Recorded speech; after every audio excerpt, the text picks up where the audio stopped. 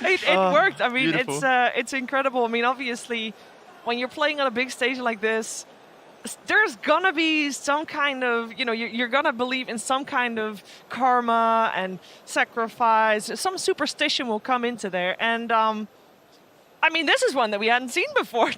It's a sacrifice, Yes. It's all the hours you've put into Dota. Well, while you did that, you were growing that hair. Yes. And now it's all on the line. And so it's all laid out. It's all out there. It's all on the stage. I and hope they cleaned it up afterwards, though. Of course, also, Yatoro is the only player that has played 10 games on the main stage with 10 different heroes, which is incredible, Tigov. Yeah, you don't often get to see that, and every time we mention that, we always seem to kind of gravitate towards Collapse, because of course, Collapse is unlocking that a lot. Yeah. And they did also said in their interview yesterday there was a surprise for today. Oh. And I'm a little bit let down because I thought they're all going to shave their heads and just come out like 5 warlords coming and face IG in the eyes, but that hasn't happened. So they did say there's a surprise coming. So maybe in the draft there could be a surprise. Maybe after the game they have the Clippers prepared or something. But yeah. I'm hoping for that surprise to show, because they said it in the interview. They said it in the interview, and then it must be true, because that's how You wouldn't lie. Maybe yeah. it's a few more of those unpicked heroes we're going to see. Yeah. A bunch of techies, I'm sure they'd be quickly fan favorites then. But when you mention hero pool, the thing that's crazy about Yatoro is he's the youngest player in the tournament. Yeah. Yeah. And often I think the issue with young players is sometimes their hero pool is small. They've just been playing Dota for a short amount of time, Sure. but clearly not an issue for him. Not an issue for him, indeed. Of course, they're going up against IG here, and the opening series for both of these teams was this one as well. And it actually started going very well at the start of that best of 3 for Team Spirit, Trent. You could say they took a game off them, but really, it was a fantastic move they made, but it really was just kind of like one move to actually secure this game. And this all was it. you need is one move. Well, I mean, they were pretty far behind. But that's what Spirit has kind of leaned on throughout this tournament, is their ability to find that one move, right? Be it finding that one Roshan to give them the advantage, be it finding that, beautiful DD for a Morphling to run it down mid. But I think that is the tenacity of Team Spirit, that ability to keep themselves in any game that not a lot of teams are able to unlock at TI. So you wouldn't call it fluky. I per wouldn't call that se. very... I mean, DD runes are very skilled. Okay. And, This is also the first Rampage, by the way, that we saw on the main stage. And in the meantime, Team Spirit has had 3 Rampages on the main stage in total, of course, making it all the way to this point. That's crazy, because he had the 5th one of all time. Yeah. That first one there'd only been 4 at all the other TIs on the main stage. Yeah, we have... This is the fight in game 2, by the way, where IG was very dominant, and we have a godlike emo in the Roche pit here, securing game 2, of course, forcing out that game 3 in this series. Yeah, and the important thing about that third game in this series was the fact that IG actually broke 2 records in this game with the highest KDA with 0 deaths and 1+ deaths. It was like 49 KDA and 37 KDA in that game on the Storm and the Spectre. Oof. So Spirit did kind of get a little bit slapped in that third game, and I think they're going to have to use that and go, okay, this is how we got, completely removed from the upper bracket. Let's maybe not let that happen again. So they've learned the hardest way against IG of how to not approach a Storm Spectre, for example. So this series, if you would have asked me at the start of the tournament, and if you would have asked me even the start of the main event, I would say IG will take it. And they did take it in the upper bracket first round. But now we've seen Team Spirit evolve. IG is still very strong, but obviously they did drop also to the lower bracket eventually. Is this an even series? Does anybody have a very clear favorite going into this, Trent? I would still lean over towards IG personally. I think Okay. that it is something that we're missing a lot in the way that Dota's been played over like the whole COVID era, has been this idea of coming to a LAN and quickly grinding out a bunch of games and improving all your strategies based on that. And that is something we got the majors at the very least, but it used to be when we had like a tournament every other weekend. That's a very integral part of how you play Dota, right? And you learn very quickly as a team, and that's something that they're missing. So you're seeing them adapt, and they're bringing that in. They have to make sure that they're going to have those skills in order to actually adapt and level up enough here to beat IG. Yep. I'm with Trent, and I feel like IG's biggest strength is they have more than one play style. I think they've won games playing around emo with these like heavy mid-game lineups, his Ember Spirit, but then they can also win games where they sit back and play for this more late game, fly on his Spectre. It just feels like to me that IG is a bit more flexible with their drafts. Yeah, they're very robust for sure. And I think if you look towards Spirit and what's kind of got them here, they kind of have the same, but it's a little bit less. And I think the main thing here is just the enthusiasm that Spirit brings, right? It's the fact that they do see good in games that are pretty bad. I think IG, for example, most of the games that they've won, it has looked pretty decent. I think the second game today, they had to bounce back. But I think Spirit has consistently found more routes back into harder games. So it's even for me, honestly. Okay, well, I'm happy to hear that because it should be feeling fairly even between these two teams, especially considering their results prior. I want to talk about the mid matchup because Toronto-Tokyo versus Emo, we talked about, of course, the alt chatting. That's great. But in terms of player matchups, this should be a very exciting mid lane to watch, T. Sure, yeah. Again, to remind everyone about Toronto-Tokyo, he started the DPC very much as a pub-esque style of player. No one really kind of gave him the respect he now deserves, and I think he has kind of proven himself throughout this tournament. Whilst if you look to the other side, Emo, kind of, again, a slightly shaky tournament, but still very much high regard. So, yeah, I think both of these players kind of want to prove themselves to their fans that they can be that top 3 at TI mid laner. Yeah. I would personally give Emo a bit of an edge. I think he has that kind of more playmaking ability that Toronto-Tokyo doesn't showcase as much. It's partly the Spirit playstyle where usually it's collapse on that big team fighter starting the fights or the supports, whereas Emo is often the one, we saw Blink Dagger Ember Spirit early today. He wants to be able to go in and set his teammates up for success, whereas for Toronto-Tokyo, often it's more like, the Kunkka, the Invoker, these heroes that sit back a bit more. Maybe, they're poking and prodding, but they're not fully starting the fight. Yeah, we just said sit back, and then we saw on screen someone else sitting in the chair, and that is Super, the coach, who will take over the wheel during the drafting phase. At the other side, Team Spirit, they do have Silent backing them up. He doesn't necessarily take over the wheel, but definitely a very vocal voice in that draft indeed. And speaking of draft, let's get into it for this first game.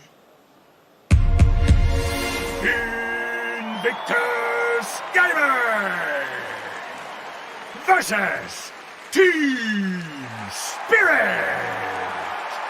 Game 1. Thank you, Shiver. Suns fan here. Finally made it to the tiny table that makes me look just great. I am here with my Persian brother, Insania. Salam alaikum, my friend. Alaikum salam. And my American brother, BSJ. Hello. Hi. Great to see you. Great to have you here. Let's get into the draft, gentlemen. IG versus Team Spirit, best of 3. This is for, well, I was going to say all the marbles, but there's actually a few more to go with. Winner of this. A chance at all the marbles. Chance at all the marbles. I'm guessing you saw that show recently on Netflix. Yes, I did. Squid Game. Yeah. Okay, let's get into the drafts, BSJ. Stop distracting me, for God's sake. So, My bad. Team Spirit versus IG. Talk to me, gentlemen. It looks like a potential Tiny is going to be left open, but most likely I think it's going to get banned when Magnus is out of the pool. I think Mag has been the only hero I've seen effectively work against Tiny. So yeah, there you go. Mag's out, Tiny's out. Yeah, I like to see IG remove these heroes like Weaver and Mag because they just leave room for these outplays. Team Spirit, I think on paper is a bit weaker than IG, but they have this X factor that I think a team that's an underdog needs to have in order to take these series like we saw yesterday against VP. They can just win the game at any point. And in their first game of the main event, we saw that clip of the Morphling with the DD. They were down, almost out in that game, and suddenly they throned. So that's what I'm looking for from Team Spirit. Will they have the playmaking potential 30, 40 minutes into the game with their heroes? And they almost always give themselves that. I think Spirit's they've been really good about hanging through their games. I feel like even ever since Kiev Major, when we played them in a best of 1, I kind of realized this about their team. They have this really interesting thing they do pretty late on into the game where if they're behind, they'll take over your triangle, set up vision. And I think actually when it comes to playing around vision, they might be the strongest team out of all the teams still here. So I think that's going to be something that they want to look to utilize and abuse. Shocking first pick from IG, the Kaka Lion. Couldn't have possibly expected this one. He has been only playing it pretty much every game of the main event. The thing I think about Team Spirit is when you mentioned they take over the opponent triangle and establish vision in weird places, I feel like when I'm watching them, they should be losing. I don't know if you know what I mean, but they're in this position where they don't look like they take standard fights. They don't look like they're holding standard parts of the map. And you just look at the net worth lead and it never goes in favor of the opponent. And I think it's something that they're just so unique about that maybe these teams aren't prepared for. But the thing about IG compared to VP, for instance, is that I just think IG is much more solid in their game rather than being more on the aggressive. They just play to their own timings. VPs kind of run at you consistently, and Team Spirit's the type of team that if you mess up once, overextend once, they will punish you. You guys have a lot of experience with this, but IG obviously is the favorite going into this, right? In terms of just the entire year, in terms of the scope.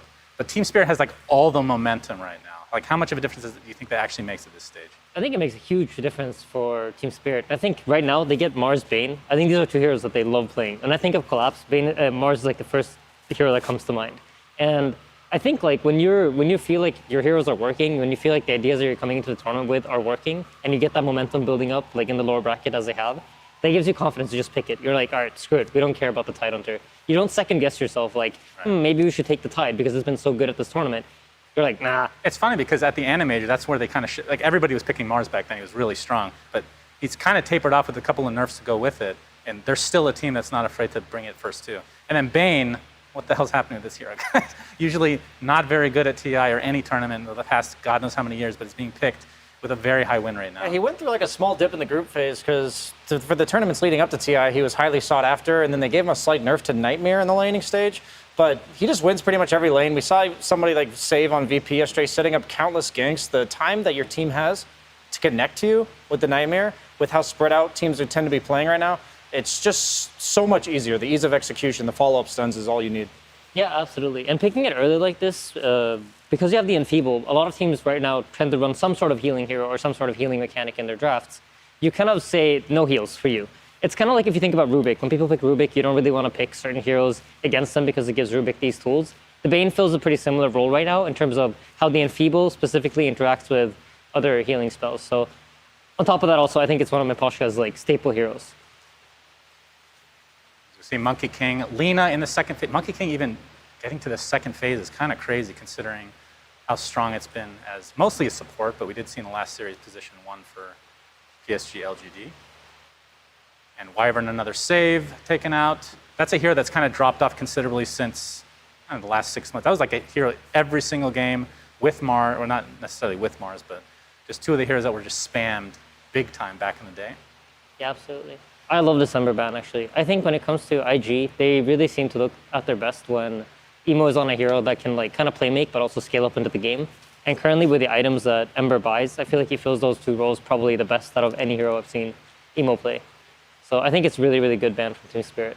Yeah, so my question for you, Aiden, is they have this Bane-Mars combo, and the reason why I see Tide getting picked is neither of those two heroes deal with Kraken Shell. They want to have somebody to jump. Tide's always going to present themselves as the target, and on paper, these two heroes don't have the way to deal with it. So do you pick something like Disruptor? Do you pick a carry that's going to buy Silver Edge? What are you thinking like going into the second phase to address this Tide Hunter? So I think the really cool thing about Spirit is Yatora has such a wide hero pool, and it's been reflected in the fact that he's not played the same hero twice, right? But I feel like he can play both some sort of tempo control hero and he can play some scaling hero. So it depends really on what kind of approach Spirit wants to take.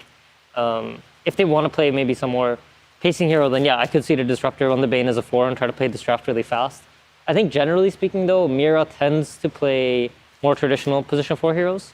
I think he used to be a core player actually before he started to play 4, so not like that 5 that moved to 4. So I doubt they run the Bane 4. I think most likely it's going to be a Miposhka Bane. Are you expecting this to be, I guess we don't know yet, but there's some flexibility with the Tide Hunter, whether it's actually support or off lane. We've seen a lot of support this tournament for Tide. Why do you guys think that is something that has kind of been more recent addition to Dota? I think it's a natural progression for any hero that you're going to want to pick it first round. It's going to get countered, and you want them to be forced to counter you, but you're fine to put it at a support role as long as it can lane. So it just gives you this edge where if there's 2 roles that you can pick from, and in the second round of the draft, it just leaves your strategy a lot more wide open. Yeah, absolutely. And I think coming into the tournament, a lot of people that were looking to counter Tide were looking primarily at how do we deal with the Kraken Shell. And when you're trying to counter the Kraken Shell, running it as a position 5, it's still going to accomplish what you do as a 5, which is Gush and Ravage. So I think that kind of thing where if you get countered as a 3, you put it in a 5 position. However, I think this is, at this point in the tournament, teams kind of know where the preferred position of the hero is. They've seen so many games get played. So I would be surprised if this wasn't a Tide 3. I think they're probably going to be looking more at some sort of Phoenix type hero because I think it really plays to their strengths. Ursa, third pick by IG. Saw that in the last series as well. Yeah, this hero's stock's been rising as well throughout the course of the tournament. These durable carries like the Monkey King we saw last game, you saw the Ursa chew through him, and that's what he's meant to do, but this hero does kind of fall off if you can kite the ulti plus the Ag Shard timing. He doesn't farm nearly as fast as these other carries, but with the IO, you're supposed to sustain your carry, right? You're supposed to keep them alive, but over the course of the time that Ursa's hitting him, it just becomes more and more difficult with the Fury swipes adding up. Abaddon picked, and that almost ensures entirely that Tidehunter's a 3. Although I would love to see Abbott on his core, honestly. It is so fun to watch. Yeah, I mean, I think for IG though, it very likely just is what you see is what you get here. I think these are the 2 side lanes, and they're reserving the last pick for Emo. What do you think about Slark here? One of the few games I think it looks really nice. You bring up Slark every time we're on panel together. I have not brought up Slark this entire time. Yeah, you waited for me. There's exactly. some obsession with you and Slark. I don't know what it is. Yeah, it's just the fish comp. This is an Aiden level analysis. You see a fish on the other team, and the best thing you can do is get another fish on your own team. Fair enough. I think if you're going to pick Slark, one of the most important things to have is you want some sort of sustain tool to allow him to trade, because you want to utilize the essence shifts. But okay, they seem to not want it. PA also the shard. I'm sure you know this better than I do, but it's a great answer to the Tidehunter because you have the damage to burst him during the break, and you also have the ability to break for yourself. So PA on his own, if he gets strong enough into the game, he has the ability to jump Tidehunter whenever he's presented to him. The matchup for PA is a lot better versus Ursa as well. Ursa has to commit really hard onto you. If he wants to go, you can pick and choose, force him to use his ultimate defensively, potentially even just his Earth Shock defensively with the daggers. And with the lower cooldown dagger at level 10, lowering it to 4 seconds, it makes that like navigation much easier. And also the Ursa has to buy an MKB for you, and Ursa doesn't deal with minus armor all that well. Burst damage, he wants to be able to use his ultimate conveniently. None of your items like Ags or anything like that make you feel all that great. So the matchup's good, but the thing about Tide is he loves playing against PA in lane. It's almost a free farming lane. I'm assuming they'll leave it as a 3. You get a lot of stick charges from the PA's dagger, so you can afford to take Gush earlier on in the lane. And you can also just play the sustain game where you walk up in his face because he just doesn't threaten you enough in the early game. Not enough damage from PA in the laning stage. Yeah, I think for Team Spirit, the trick's going to be how do we get to 20 minutes, right? How do we get to the point where our PA is going to outscale the Radiant draft without losing too much? Because you have to deal with the Roshan. There's going to be an early Rosh attempt from IG. They have the Ursa Abaddon. Abaddon's there to sustain him, allows him to hit Rosh. There's a negative armor from Tide. And like you said, right, Tide is going to have a very good start to this game. And that's going to allow them to kind of set the pace and decide where they want to go and how they want to play it. And for counter potential for Roche, like all they have for Team Spirit is Arena, which is not that great. It's not like you have an Elder Titan that can just delay. So I don't know how much you put that into stock when you're picking, because I'm assuming mid heroes for both respective teams is coming up here. The thing is, since you don't have the stall like you mentioned from long range, that means you have to control that area pretty consistently if you want to stop the Roche early on, which I think means they have to put a lot of emphasis on this PA IO lane getting off to a decent start, assuming the IO is in the safe lane. And that means that because the Tide is a good matchup against PA, they most likely want to pick a mid that easily rotates, conveniently kills the Tide once or twice. The Leshrac would have been a perfect example that they banned out from IG. Just damage over time, chase him down, non-committal. Like really convenient gank is what I call it, because the PA sets that up really well with the dagger slow. One of the few carries that heavily contributes to those early ganks. A lot of mid heroes have been banned, gentlemen. Who's left on the list? We got Void Spirit still there. In terms of the Spirit Brothers, I guess Earth Spirit technically, but we haven't seen that mid in quite a while. I like Death Prophet a lot for Team Spirit. I'm curious if they leave it in for IG. Yeah, I think some sort of secondary core from Team Spirit, because right now the problem that I see is their PA is most likely just going to want to farm. I think Yator is probably the only carry player here that I could see like play this PA as a more active hero, where he's just fighting with his team a lot and trying to snowball the game that way. But generally speaking, I'd expect the PA to be looking to farm a bit more, and then they need some sort of damage to go with the IO Mars Bane to apply pressure to IG. They have to have a momentum hero, like early. They banned the Lesh SF. Those are like lane dominators, tower hitters, early physical damage from the Lesh, or pre-air damage from Lesh's Diabolic Edict and SF. So I'm still leaning towards Death Prophet as my main pick, but anything that says like I'm going to force this Void Spirit to get some help may just open up enough space in the map so that they can delay that Rosh. They're probably not going to take it, but if they can make that Rosh 15 minutes instead of 10, it makes a big difference for Ursa's second Rosh timing. Yeah, I think it's tricky because if you run the DP here, you have the Wisp to back you up and you can get relocated out, but there's a lot of fast damage coming out of IG, right? You have the Ursa Burst together with a Lion, a Gush on top, or Void Spirit coming in. Like, your DP can die before you can get relocated off. And I think it's one of the key things where it's hard for Wisp, right? If you can kill a hero within the 3 seconds that your relocate is going off, then it's really, really hard to fight. You can't really play as a save, and I think that might be one of the reasons they don't go for it. Oh, Slacks is not happy right now. I'll tell you that right now. I can hear him groaning in the background. The Wind Ranger final pick. Yeah, I like this a lot when I'm playing Wisp myself, where, like, let's say I'm not playing it with a traditional combo, so it's most likely going to be like either Wisp PA or Wisp Mars, where you're going to be playing to sustain in the lane, and then you don't really have anything to do. So having some sort of ranged hero that you can tether to and run around the map with and gank with feels really good. So I understand why they picked it. It makes a lot of sense for their draft. And I don't really know how the lane is made. I think it's fairly even, I'd say. I know I played this matchup once in one of my pub games, but I just think Void Spirit's auto attack animation is broken, so I got no CS. But I think at a pro level with 2 top-tier mid players, it should be fairly even. I'm always concerned when I see PA plus Wind Ranger, PA with the evasion, and Wind Ranger with the win run. You're going to buy MKB on Fly. It could be like 3rd or 4th item. MKB Ags, and I think this game becomes really hard for Team Spirit to navigate the fight. So I'm leaning towards IG just because whenever I see a carry hero whose build is very straightforward and how they're going to scale, and the other team's on a pressure to time or a timing pressure, I just lean towards the ease of execution there. So one thing that Slacks does have right about Wind Ranger, I have to admit, and I really hate to do this because complimenting him just makes me cringe, but Wind Ranger, it just feels like it's either amazing or terrible, and there's not much in between. I don't know if you guys feel the same. Yeah, I totally agree. It does give him a way to scout Roche, though, the power shot, and he'll be playing around mid most of the time. And Gale Force, huh? Sure. That's more of a support thing. Series. Oh, please. You don't get that on core still? It's so good. Just delays your 1400? timings, the Maelstrom BKB. Bro, He doesn't it's know global. about shards. I saw his YouTube shard video. It's terrible. Yeah, thing was I 9 didn't months even old. bother clicking on that. Why would I? Yeah. I'm the master at shards and ags, BSG. I don't know if you know this. It's a good shard, okay? Just trust me. I'm trusting you. I think he had it in C tier. That was back when it was a global power shot. C tier? Oh, I thought you made a new one.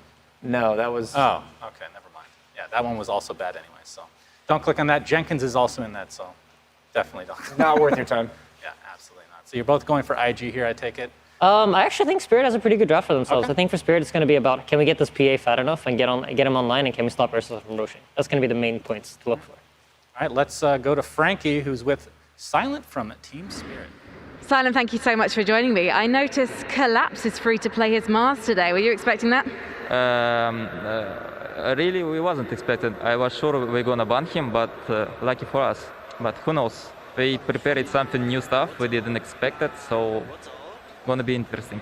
Well, Udachi, we'll see you in game 2. Thank you so much. Spasiba. We're going to head over to OD Pixel now and newcaster OP Owie.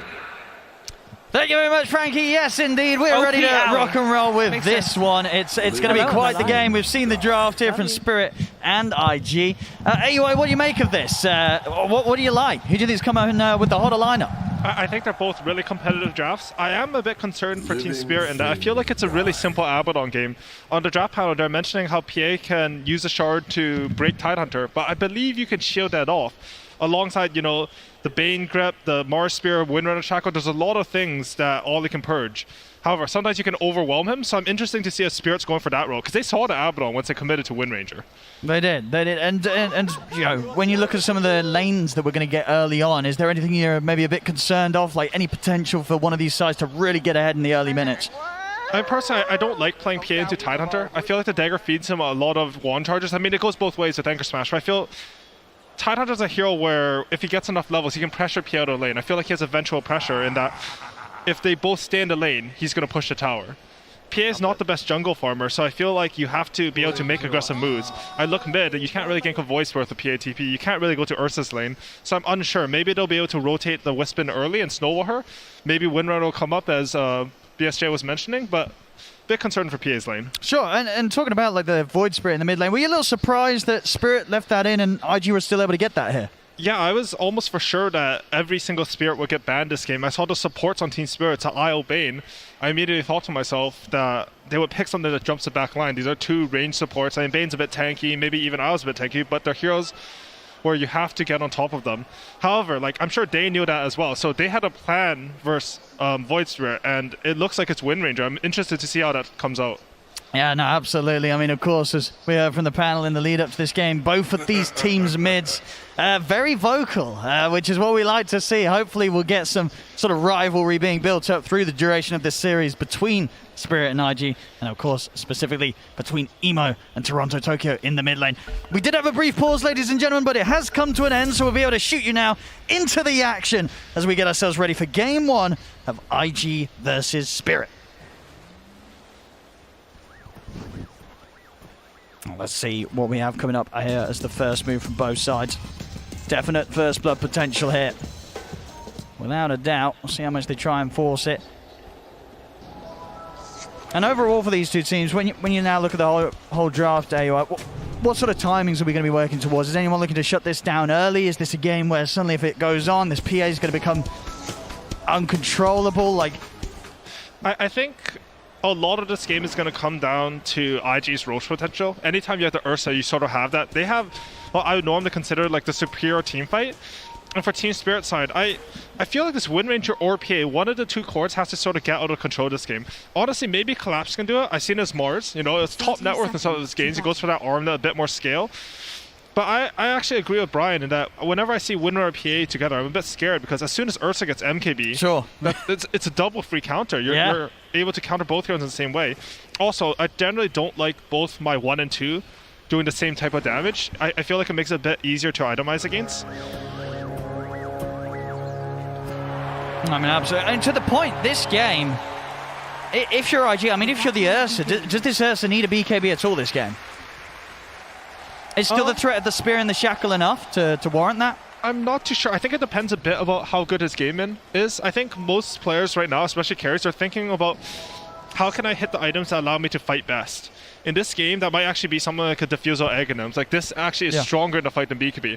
However, if the game situation gets a little bit weird, I could see him saying that I need to BKB now so that I can bait for my Tidehunter to get off a good Ravage. If you're winning, you can sort of just be the one to go on your opponent this game. You know, blink Ravage them. Maybe if they fall behind, he might have to be more of a tank. Oh, we'll see. Of course, he's going to have some excellent backup from Ollie on the Abaddon, sustaining him and allowing Fly to go crazy in the fight. He's trying to stay on top of targets. We'll see both lanes here with the setup. JT and Kaka trying to put the pressure onto Yatoro. And he's going to have Maposhka by his side and down bottom. Oh yeah, Ollie backing up Fly against the Collapse. Mars and Mira, Io lane a lane. Spirit have been very, very strong in the past. I mean, and specifically, you know, we did hear at the start, so the surprise from Silent that the Collapse Mars was let through. What is it about Spirit that makes the game so good when they have Collapse on this hero? Well, Silent actually did an interview where he talked about how Collapse is as a player, describing one word, and he said patience. I think that's exactly what Collapse brings to the team. He's always stable and he's patient. Mars is one of the heroes where you can wait for the perfect timing. You can wait to get the right team fight. I think that's what he excels at. I've seen multiple double spears from him, actually, or just being a bit patient on the arena, but as soon as he sees an opportunity, he collapses it, and then it allows Yatoro to go in with ease. They did manage to double wave onto Team Spirit in the bottom lane, so that let them get the hard pull off. I'm not too sure exactly how this lane is supposed to go, because usually... Oh, they're going to main here. I was going to say Ollie. Oh, sorry, the Abaddon. Going to be quite low. We'll be able to step out with the Aphotic Shield. Usually Ursa is seen as quite good versus these range heroes, but Isle gives your offlane a lot of regen, and Mars has 2 displacement spells, which sort of allow him to kite out hits from Ursa.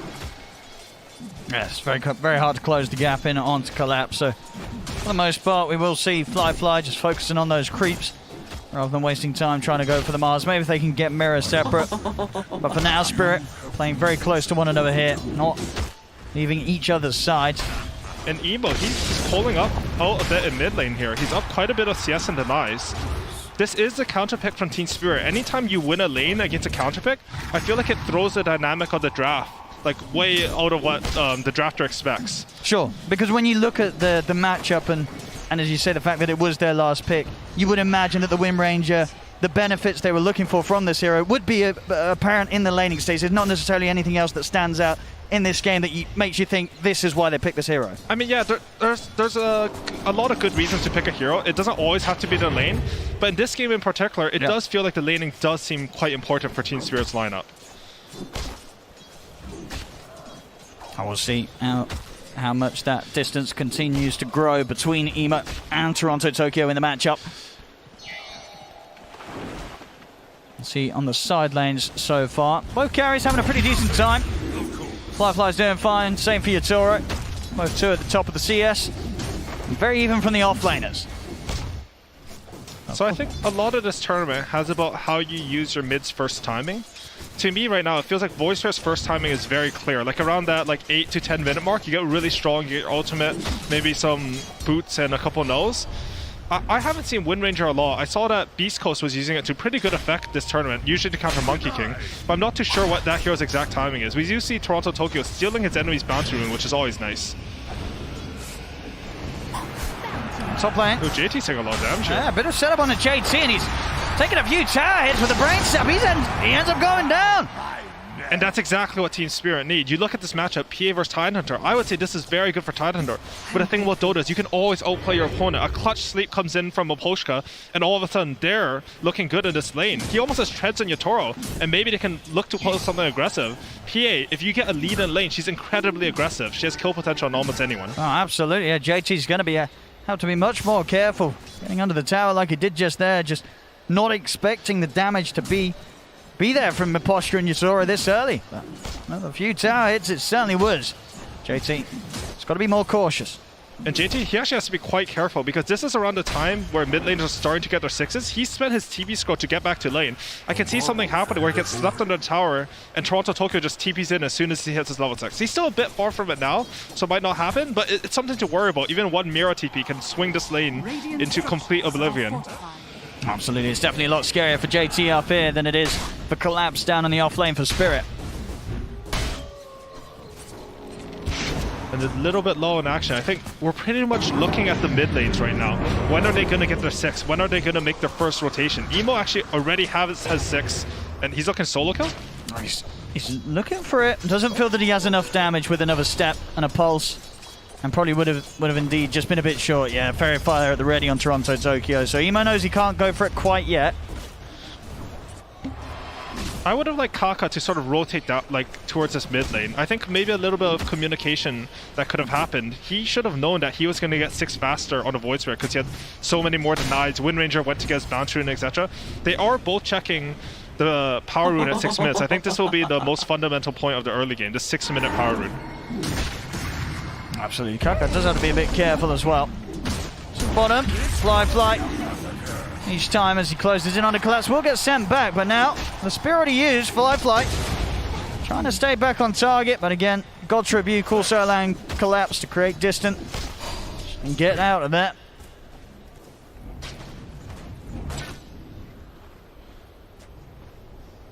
Let's see, 1k lead, just 1 kill right now, 6 minutes in. Okay. Just going to be able to take this one out. Oposhka's not going to be too happy about that, but nothing he can do on his own. Just got to head back to lane. Even though you look at the CS, it's still a very, very nice start. You know, Yatoro, Team Spirit across the board. Their 3 cores just having the slightly better time. Yatoro's actually level 6 already, which is looking really good for him. Honestly, a little bit of some mutual assured destruction standoff between the mid laners. Both of them feel like if they TP to a side lane and kill them, then the other one will react and get some counter kills there.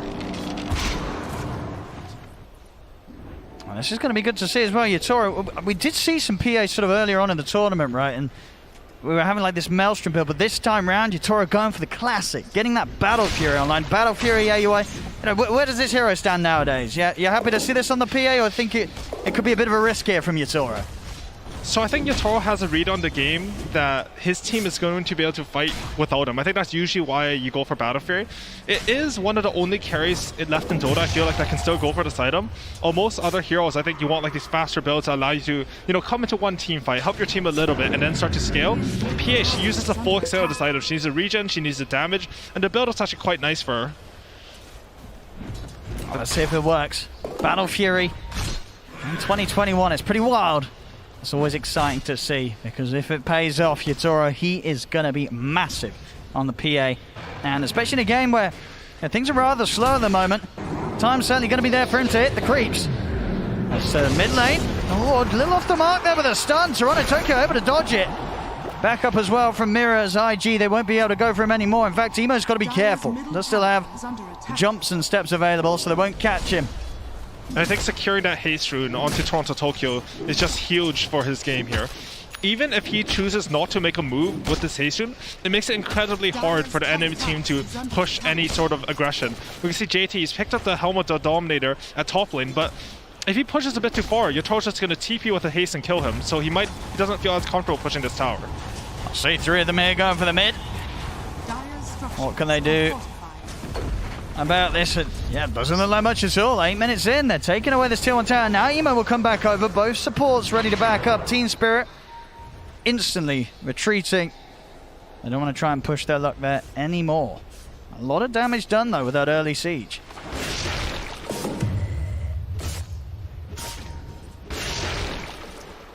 These moments passing, though, and yeah, Yatoro, it's a lot of space. Emo is going to start shifting over to the top half of the map. They've managed to find themselves the vein. Maposha, that'll be a quick one, but it's going to give the info for Yatoro. He knows that they're around. He's going to keep himself into the jungle, not showing himself in the lane. Bottom lane, Collapse having a great time. Has that armlet finish, so very beefy and dishing out a lot of damage. Some solid kill potentially that makes it rather difficult for Fly to farm into. He knows if he pushes himself too far, the burst from this Mars is going to be pretty significant with that quick armlet. Yeah, and I think this is sort of offlaner meta right now. The first item you give sort of builds off this Helm of Iron Will. It gives you some armor, some regen. Tide has gone for the Helm of the Dominator, which allows him to push his tower a little bit earlier. Collapse has gone for the Armlet, which allows him to maybe scale a little bit harder, get some more damage. However, IG, they're faster at pushing this tower. They have more options than their opponent now. They know that top tower's dead, so they can decide whether they want to go for mid tower trade or defend bottom. Let's see what they do with this. We see around the mid, Toronto Tokyo. He's going to be able to chase him down. Finds Ollie. You see Fly look to try and punish, but the Windrun's going to be back up in a couple of seconds. Toronto Tokyo is more than okay. Quick and easy kill there with the rundown of the focus fire. The space is made. Spirit will get that trade on the tier 1 down bottom for the top that they've just lost. I'm honestly a bit surprised that they didn't go for the tower defense. I mean, Windrunner, she used her ulti, but IG, they are a team that likes to play a lot for their own heroes' timings. Like, they'll wait till they have all their items, and they've actually decided this is brilliant. They're combining the HOTD from Tidehunter with the Ursa to kill an early Roshan. So instead of defending, like, bottom tower, they're getting their own objectives. This is actually very smart. I did not see this at all. Yeah, and by the looks of it, Spirit ain't even going to check this out. They've got a bit of a hold on. Onto Kaka, and Kaka, actually going to get the Hex off. He's able to get the stun on him. Maposhka, the backup's in from Molly with a miscoil. Kaka's going to be fine. Maposhka goes down. And IG more than enough space to secure that Roche for Fly as Fly will step out there proud with the Aegis. Move straight over to the mid tier 1. IG hitting some good early objective timings. And they understand exactly what they need to do on IG. They understand their lineup. It needs to play around Roshan. So what they do, we don't care if you take bot tower. We're going to trade a bigger objective for it. And then they're chaining objectives. Kaka, I mean, this man's been playing probably one of the best lines in the world for like 4 years. Collapse, he steps in. JT, no hesitation, ravage into a finger. I mean, why not? We're 11 minutes in. It's only been a couple of kills so far, really. Just blow these ults, secure a core kill. And Collapse just caught in the mid lane, and I don't think he was expecting them to commit as they did, but they certainly do, as they blow up the Mars and he's out. I do really like that too, you know. I think a lot of players in Dota, they think, oh, Ravage, Finger is such a long cooldown, I need to save it for the perfect team fight. It's actually way better to be able to use your spells to create an advantage. As long as you understand that you do not have these spells after and play like off that info, you'll get much more advantage that way. I mean, but overall, though, in a game where the kills are this low, how much of a concern should it be for IG that Yatoro is going to have a pretty darn good timing on this Battle Fury Treads opening on the PA? I mean, I do feel like this is a bit better than PA would be expected to do off the draft. Oh, top lane, they're relocating in. Oh, they've got Did they have damage? See with the focus fire. They should do so. JT trying to hide, but they've got him. Shackles down. He's pretty tanky, not tanky enough. They'll take him out just before the relocate takes them back out. Miposhka, of course, has been left behind. And Emo will look to take him down in trade. Also, having Ollie to help him out as Miposhka will try and run, but trapped in the trees. No safety for him to be found. Even that little Satyr Banisher coming out from JT from the grave. He's been microing his creep. It helped him on the last Impulsion kill, and it secured the kill on Bane this time. That was a really good play from Spirit, because I feel like they're sort of on the back foot. And usually when you're on the back foot or weaker than your opponent, you want to be able to like dodge them. But the best play is actually to make an aggressive move and force a reaction from the enemy team. They poke tight on top, they end up having the damage to kill, and they bring a lot of IG's heroes to the top lane. Now PA, see TP bottom away from all the danger. He's able to farm all the way up to his Battle Fury. I mean, I think Yatoro is going to be very happy. He's getting the space. Timings are being hit. As long as he can sort of secure that next item after the Battle Fury before IG step it up. This PA is going to be in solid position to scale very, very nicely this game. And the same to be said really for the other two cores. It's so close as well. I mean, all 6 cores really, as you can see, just around the 6 to 6.5k net worth. Everybody's getting sufficiently farmed. Yeah, and Emo, he's actually gone for the Witch's Blade. This is one of the things that sort of counters both PA and Windrunner. You get that True Strike on your first hit, a little bit of Magical Burst. And JT on the Tidehunter, he's actually not going for a Blink Dagger because Kaka, he's having a pretty decent game. He's actually only 500 gold from his own Blink Dagger. They're looking to play more of a ball-up lineup with Kaka responsible for auto catches on the map. Yeah, for sure. And they want to go now that the Diffuser Blade's done. See Mirror. Oh, it's that TP! A little too long as Mirror. Will be a free catch here for IG. And I feel this is a little bit of the awkward part about having Battle Fury on your carry. I mean, Yatoro, he's happy for himself, but right now, IG have the timing. They can run into his camps. They can steal his Ancients. I mean, he farmed them before they got there, which is good by them. But it's not easy to farm camps once you have Battle Fury at this level of Dota. IG, they are still hunting though. They will want more than just the IO. Kaka showing bottom. He's only 300 gold away from his Blink Dagger, so his team has identified them and they're giving him the space to get that item. As soon as he gets that Blink Dagger, I think it's go time for IG. Oh, that was close. That was indeed the micro. Now he's setting up for the Centaur stun. Mid lane, there's no tower to TP to here. See if they got the damage. They'll look for the arena setup onto JT. He's going to have to pop the Ravage. Will that actually allow him to get out of there? It will. Ollie's going to be able to back up the shield of the coil, healing JT back up.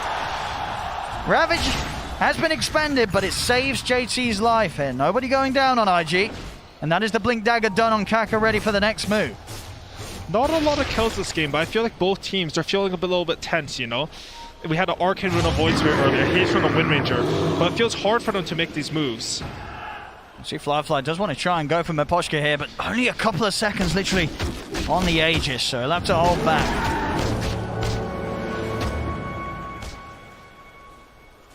You're definitely feeling that a little bit more from IG though. They want to fight.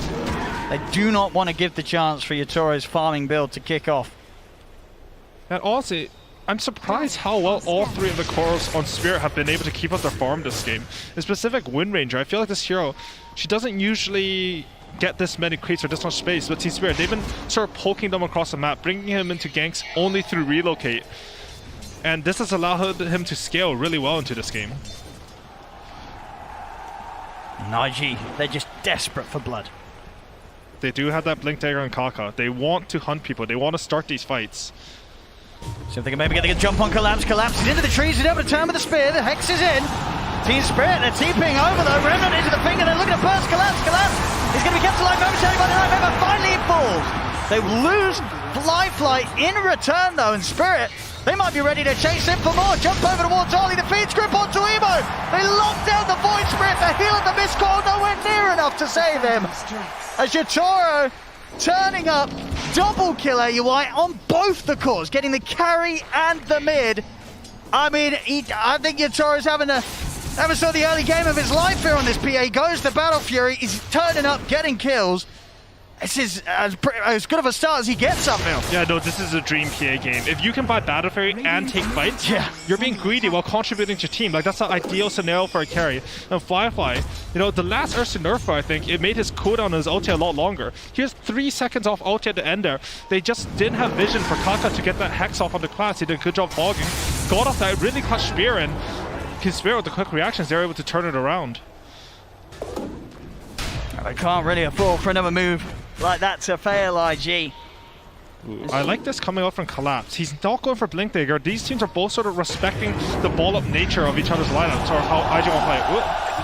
Ooh. Good pick off. Poshka did try and dodge that last bit of damage here. We'll see the DD rune, and they're going to go for it. Tronotoka has already been able to pick it up in the ball of Collapse. He's got the arena down. Emo will look to jump out the side, but Kaka's left stuck in.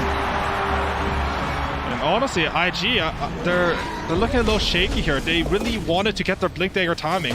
When you get your timing, you want to go fight your opponent. When Collapse pulls off a clutch spear like that in the last engagement, it sort of shatters your conception of how you want to play your game. It disrupts your flow. Kaka, you know, a little bit alone on the Blink Lion. Usually you want to play with your allies, your damage, when you have that Blink Dagger out. And Collapse, he's going for what I like to call like the OG Dota. You buff your carry up, you give him a good game, and then you buy items to make his net worth even more. He's just going for that Vlad's.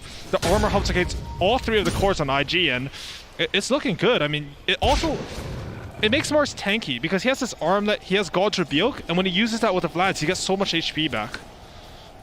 I mean, and it feels like the next fight, Spirit are going to hit this very strong timing. BKB completing out on his way for Toronto, Tokyo. The BKB for Yatora, only a couple of hundred gold away. Bottom, Miposhka's got the setup. Catches out Emo. I mean, it is looking pretty scary. It's only 1k in it, but it's sort of the state of the game. It feels so much more worse than the numbers are showing, AUI. It does. I mean, IG, they're not auto this by any means. I would say this game is still pretty even, honestly. They have a lot of team on their side, but Miposhka, he's just doing such a fantastic job. He's playing Bane the way that you want to play Bane. He's going up to the side, he set up the pick off onto Tidehunter top. Now he catches Emo on the bottom lane. However, Roshan is up. This is something we've seen time and time again. Whenever Dire makes a play on the bottom side of the map, Radiant are really quick to just pop into that Roshan pit, especially with the Ursa. All right, well, let's see what they can do with this. There's a smoke from Spirit coming out. Not quite heading towards the Roshan, though, so it looks like IG will be able to finish this for themselves, claim that shard and the Aegis. Let's see what they can get done this time round. Last Aegis not able to really do or take that much away from Spirit. And you can see Spirit, in fact, continue with the smoke. Even though Roshan is taken, they still feel strong. They've got these BKBs. Exactly, they have no timing here, they want to force a fight.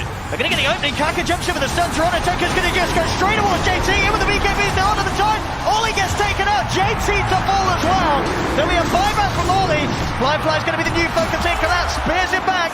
Collapse still has the arena to play with if he needs to. Flyfly taken down the ones. Kaka missing the stun. Arena's out. They've caught them all. Collapse locks them in. The heals from Mirror keeping Collapse alive. The triple kill for Yatora. Ultra kill for Yatora. Emo, the last man left standing here for IG. As he hides in the trees. Toronto Tokyo looking to see if he can get the catch. We'll just eliminate down up the tree line. In fact, over the power shot. We'll see him. Remember the Remnant, TP out, Emo. Whoa, he's not going to make it away. They get him as well. Spirit, they take down everyone, plus more. It was a dieback from Ollie. As what a fight for Spirit to take. And that was the Aegis fight for IG again, AUI. It ends disastrously once more. And I think this is the mark of an amazing Dota team. When the enemy has something like an Aegis or they're up a hero, you understand your timing, you understand your strength. It doesn't matter that they have Aegis. The BKBs came up and Tidehunter, he couldn't even get Ravage off. There's just a BKB winner and PA focusing the perfect target and they wipe IG. This game's looking good for Spirit now.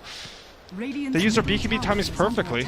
I mean, the fact is, well, this whole fight Collapse just holding the arena and then has it here for this last moment where, you know, IG, they figure that they've got some sort of power to be able to get back in on the action, but they don't at all. And now Collapse. He's finished off that Vlad's. He's going for his own BKB. There's going to be triple golden cores on Team Spirit. I'm not too sure how IG want to take this fight. Tidehunter doesn't have a Blink Dagger, so he sort of was all-inning and double-downing on the ball factor that they had. You know, Void Spirit would jump in for him. They would come into Void Spirit, try to jump back, and he would counter-initiate with the Ravage. If they have BKBs, you cannot do that.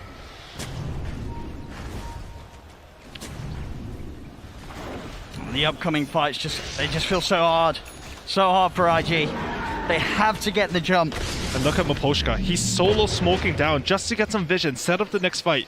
He understands that his team are stronger, so this vision is worth its weight in gold. Any fight they can force on vision, they'll be able to win this game.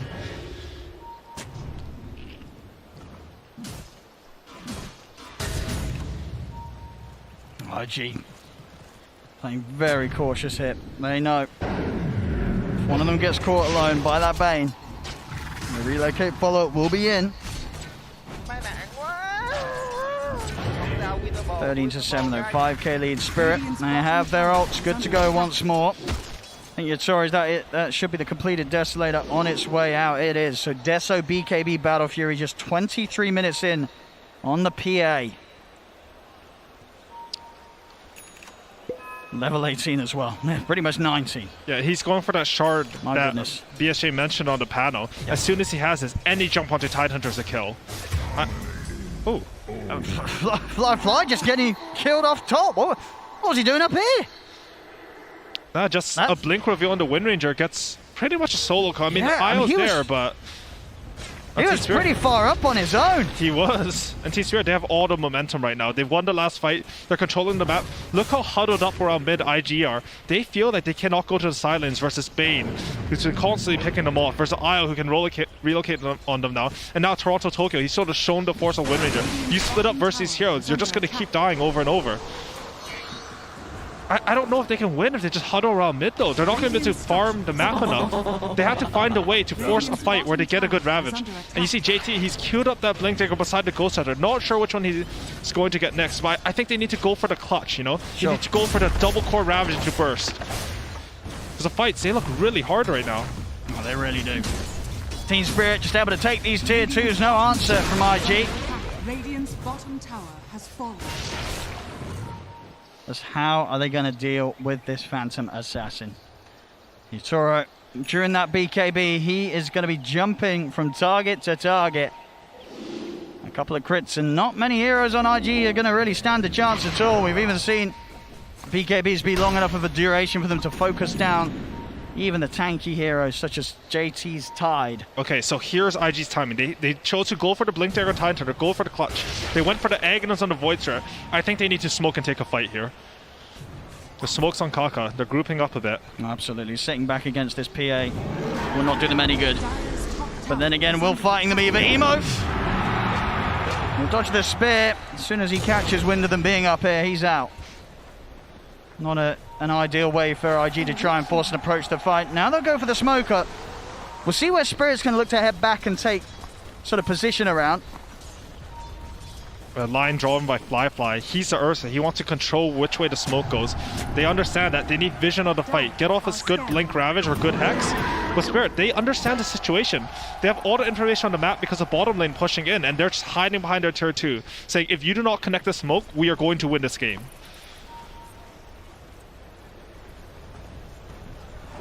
Spirit, they know exactly what IG feels they're forced to do right now to get themselves back in, and they are not leaving any opportunities for mistakes to happen here. Completely grouped up, playing around this top lane, far from the presence of IG.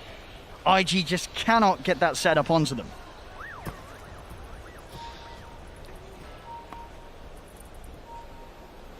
Spirit, time to push another tier 2 tower. We'll see if IG want to try and take something here. Still continuing to move around the map as 5, but not really able to find any sort of objective or goal. Look at the outpost back at least.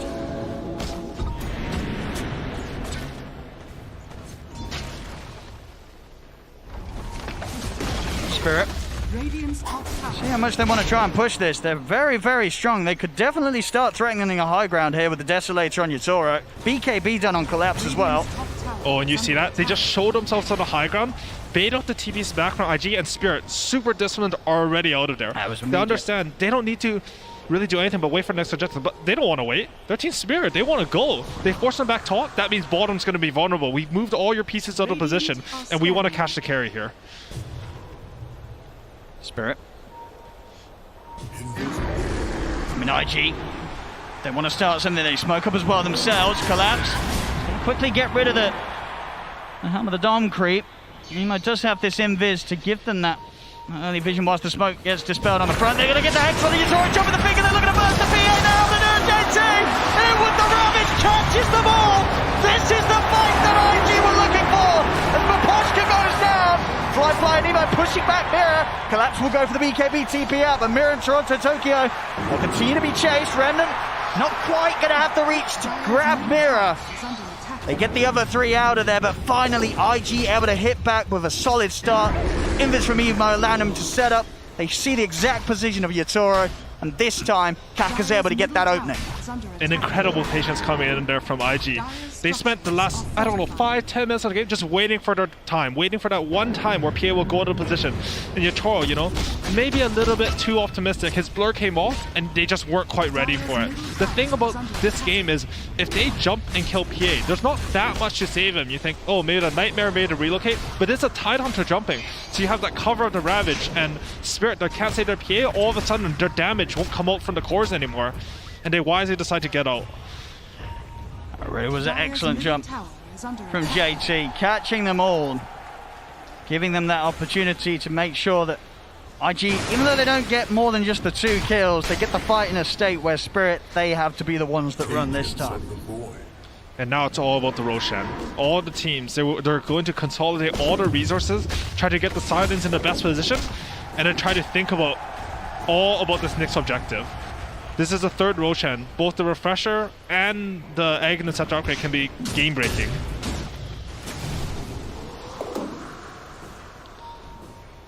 I do like what Emo has done. Like, they want to kill Roshan, so how he makes the play better is he uses his boots to travel bottom, farms a little bit on the area, and just creates some lane pressure. The best way to get something in Dota, it's like similar to the last smoke, you can move your enemy to another side and then attack them where they're weak. Just under 20 seconds here for that Roche spawn. Spirit in the better position to hold the control around the area. IG, they're absolutely going to want to push them out of this safe space. They've got 15 seconds till Ravage. Let's see if IG can bring that fight again around such a crucial objective. And the Roshan's up. I don't think IG scouted it, but they know. They know they're in it. Ooh, hey, Srun. It's up to Kaka and JT how they jump. When do they want to commit Emo? He's going to try and go for the back lines. Have to use both steps to get in and get out here. Yatora and Collapse, they're going to continue to go to work on the Roshan. And honestly, a pretty big cooldown from Void Spirit there. I mean, JT's trying to step in, but the Shackle's in.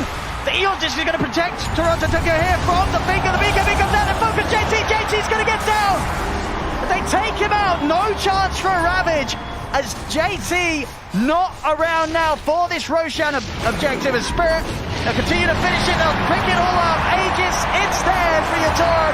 Over to Wally they go. The Abaddon takes a hit from the crits of Yatoro. Emo, he's got to run as well, but the spear, the angle perfect from Collapse as he pins Emo to the tree line. Such brilliant team fighting coming out from Team Spirit. Yatoro with, Toronto Tokyo with his freshly finished Aeon Disc. He manages just, he's skirting on the side. You think that's a Wind Ranger, but he gets his Aeon Disc pop and he holds his BKB for the precise moment where Kaka jumps. They jump, they pop their BKBs of Spirit, and they wipe 3 of IG's heroes, and now they're going high ground. I mean, they are. 40 seconds, no Emo. And they have the Aegis. They got the Refresher shot as well on Yatoro. He's probably going to pass it over. Yeah, he's going to give it to Toronto Tokyo. He's got more slots to play with. Tier 3 down. The Rex as well looks to be falling. IG, they do not have a fight to put together whilst their mid's out of the game. They may have the Ravage back up, but they need everything to be able to tackle, or at least have a chance of tackling Spirit head on. As Spirit, they'll take the melee ranks, they'll back up. Now to 10k lead and feeling in a very solid position right now. And I gotta say, it's looking hard for IG to get the fight that they want. They got that one near mid lane, but Team Spirit's lineup, once they get a high head, they have so much side lane pickoff that's not easy to get these side lanes and get information in order to get the right fight. You see Emo, he's desperately trying to get this bottom lane out, using his ultimate just to push out the wave a bit faster. But the rest of the team, they have to huddle around mid. When you're huddled like this, it means that only one of your heroes can really get farm at a time. And as you can see, the net worth, there's just such a big divide now. Yatoro, the Battle Fury PA has looked fantastic this game. Yatoro identifying that this would be the game for it to pay off. He knew what he could get away with, and he absolutely has. Collapse off the mark here with a spear. The Shackle still hits. See what more they have to offer. Kaka's going to jump in. Holds back the 2 of them with a Hex and the stun. We'll go for the Ghost Step to the TP out, but the Nightmare's in. Aposhka keeps Kaka held back.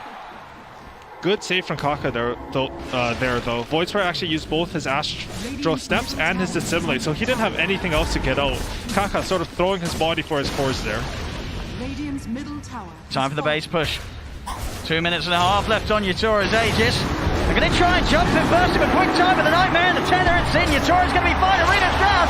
They've locked in the 3 of them. Focus Factor from Toronto Tokyo on them. They get the 3. JT's gone again. No chance for a Ravage. As the Tide Hunter gets destroyed by Spirit's incredible physical damage. The Fan of Knives as well from Yatoro.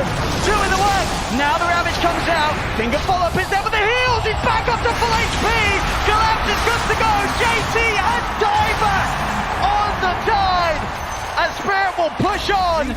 The mid-tier 3 and Rax is going to be all theirs in the game as well. GG is called. Wow, incredibly well played by Spirit. Just everything they had to do this game, they were able to identify, follow through. And honestly, Yatoro, he made PA look like a good hero. This is not one of the heroes picked often at the main event, but this was something special. It really was. Wind Runner and PA. Yeah, 11-1 and 5 on Yatoro, 5-0-15 on Toronto, Tokyo. And I think IG's going to be pretty shaken up after this game one, right? It was clear what they wanted to try and achieve and do here with this lineup around the Ursa, with the Tide. They just never could find those fights out. We saw them struggle so hard.